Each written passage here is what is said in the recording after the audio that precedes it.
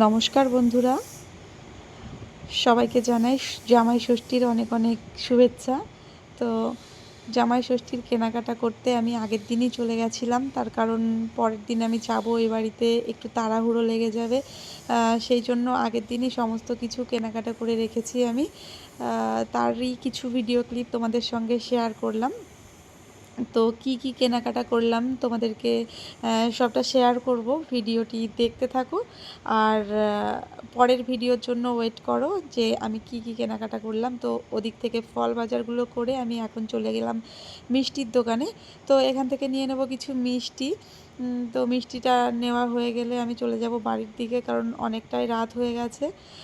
কালকে আবার সকাল সকাল ঘুম থেকে উঠতে হবে। কালকে আবার আমার সেই ষষ্ঠীতলায় গিয়ে ষষ্ঠী নেওয়ার একটা ব্যাপার আছে, ওটা নিতে হবে। তো ভিডিওটি এই পর্যন্তই থাকছে, কেমন লাগলো অবশ্যই জানিও তোমরা। টাটা।